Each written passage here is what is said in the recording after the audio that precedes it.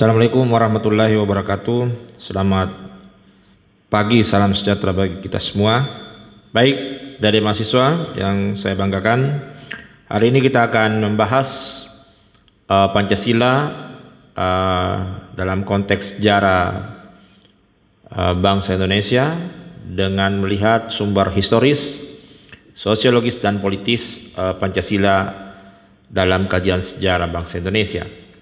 Nah, nanti kita diminta untuk mencari tahu tentang nilai-nilai sosial budaya bangsa Indonesia atau masyarakat Nusantara, masyarakat suku-suku bangsa Indonesia, baik itu di Sumatera, Jawa, Nusa Tenggara, Bali, Sulawesi, Kalimantan, Papua, Maluku, dan daerah-daerah yang lain, untuk menggambarkan atau mendeskripsi tentang nilai-nilai Pancasila yang tergambar dalam kehidupan sosial budaya masyarakat tersebut.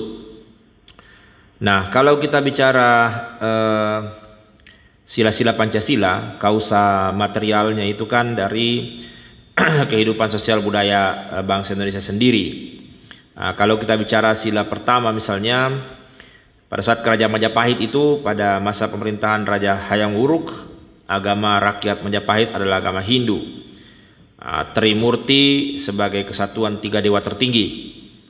Brahma, dewa pencipta, Wisnu, dewa pemelihara, Siwa, dewa pembinasaan. Nilai ketuhanan sudah tercermin dalam kehidupan masyarakat Majapahit. Mereka telah menerima adanya kekuatan yang melebihi manusia dan tidak tertandingi. Jauh sebelum Majapahit, saya pikir sudah ada kepercayaan, animisme, dinamisme, ya. Ada agama Hindu, Buddha, Kristen, Islam, Konghucu. Artinya bahwa masyarakat Nusantara itu memiliki keyakinan akan adanya Tuhan, teisme. Itulah pemaknaan dari ketuhanan yang Maha Esa, ya, bahwa nilai itu sudah ada pada kehidupan masyarakat Nusantara.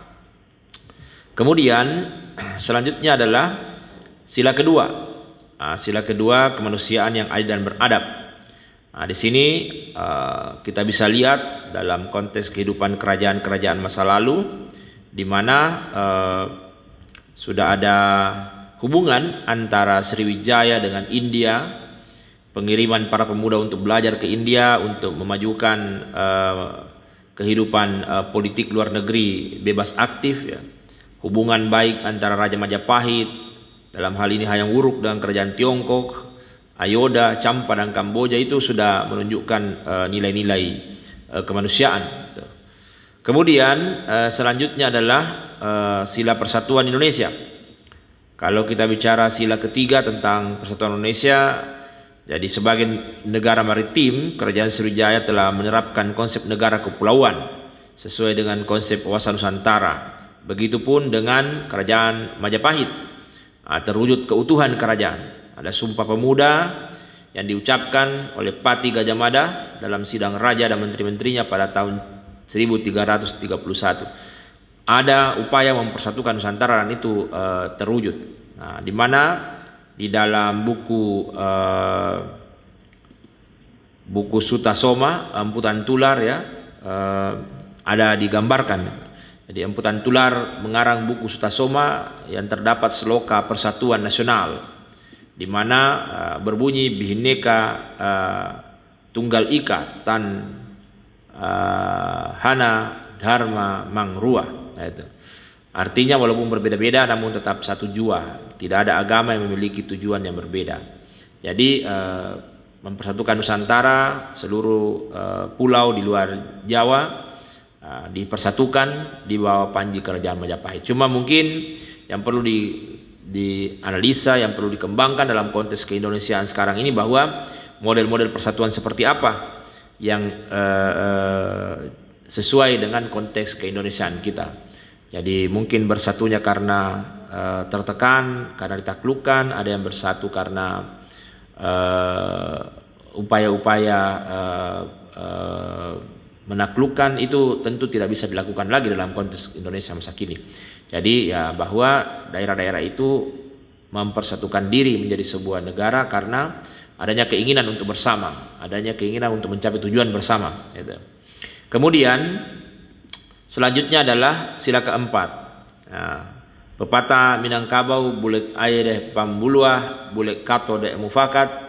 Artinya bulat air karena bambu pembuluh, bulat kata karena mufakat, atau tudan sipulung disulsel. Itu semua memberikan gambaran akan bagaimana kehidupan masyarakat Nusantara kita yang dulu sudah menunjukkan nilai-nilai musyawarah mufakat. Jadi kalau kita lihat banyak bukti sejarah, ada prasasti Kerajaan Brambang 1329, dalam tata pemerintahan Kerajaan Majapahit terdapat semacam penasihat kerajaan yang menunjukkan nilai-nilai musyawarah mufakat, walaupun tentu sangat terbatas dalam konteks kerajaan. Kemudian di sana ada rakian Ihino, Isirikan, Ihalu, itu yang memberikan nasihat kepada raja. Kerukunan dan gotong royong dalam kehidupan masyarakat telah menumbuhkan adat bermusyawarah untuk mufakat dalam memutuskan masalah bersama. Nah, di Minangkabau ya seperti yang kita sampaikan tadi, bahwa ada pepatah raja beraja pada penghulu, penghulu beraja pada mufakat, mufakat beraja pada alur dan patut.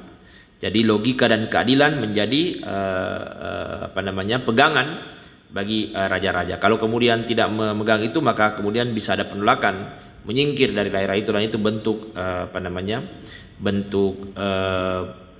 protes secara damai dari rakyat kepada negara, kepada kerajaan. Kemudian selanjutnya adalah sila kelima. Nah, sila kelima, saya pikir nilai-nilai kesejahteraan, nilai-nilai keadilan sosial itu sudah menjadi cita-cita negara adil dan makmur, ya. Gemahri Paloh Jinawi, gitu ya, bahwa di setiap negara itu cita-cita kesejahteraan, walaupun dulu bentuknya kerajaan, itu sudah diupayakan untuk diwujudkan. Kemudian selanjutnya adalah sumber sosiologis. Jadi boleh dikatakan bahwa masyarakat Indonesia menjadi sumber sosiologis dari nilai-nilai Pancasila itu, bahwa nilai-nilai Pancasila mulai dari ketuhanan sampai keadilan itu tumbuh kembang di Nusantara. Walaupun kalau hari ini mengalami degradasi, penurunan dalam pengejawantahannya atau dalam pengaplikasiannya, berarti ada hal-hal yang perlu kita perbaiki, ada hal-hal yang perlu kita kembangkan. Nah, gotong royong itu adalah salah satu cerminan dari kehidupan masyarakat Nusantara, dan itu juga sebenarnya saat ini perlu dikembangkan, seperti dalam konteks membayar pajak, bahwa itu adalah sebuah bentuk gotong royong, bahwa masyarakat bayar pajak, pemerintah punya anggaran untuk kemudian membiayai pembangunan dan pemerintahan, dan itu kembali kepada kesejahteraan rakyat. Selanjutnya kita lihat apa alasan kenapa diperlukan Pancasila itu dalam kajian sejarah bangsa Indonesia. Kalau kita bicara Pancasila, ada banyak kedudukannya sebagai identitas bangsa, sebagai kepribadian bangsa, sebagai pandangan hidup bangsa Indonesia, sebagai jiwa bangsa Indonesia, dan sebagai perjanjian luhur bangsa Indonesia. Apa yang dimaksudkan bahwa kalau kita bicara identitas itu kan ciri khas. Jadi Pancasila sebagai identitas itu disebut pula sebagai jati diri bangsa Indonesia. Dapat ditemukan dalam berbagai literatur, baik dalam bentuk bahasan sejarah maupun dalam bentuk bahasan tentang pemerintahan Indonesia. Jadi kalau kita bicara Pancasila itu khas bangsa Indonesia. Kalaupun kemudian ada berlaku universal dan ada juga di negara-negara lain, tapi tentu coraknya berbeda, gitu. Kemudian kepribadian. Jadi kalau kita bicara kepribadian bangsa Indonesia, berarti Pancasila merupakan kristalisasi nilai sosial budaya dan keagamaan bangsa Indonesia, bahwa itu ada secara secara turun temurun dijalankan oleh masyarakat Nusantara kita. Jadi secara induktif, lalu kemudian secara deduktif, dari umum ke khusus, ya, setelah Pancasila menjadi dasar negara, berlaku kembali kepada seluruh wilayah negara, kepada seluruh warga negara. Kemudian pandangan hidup.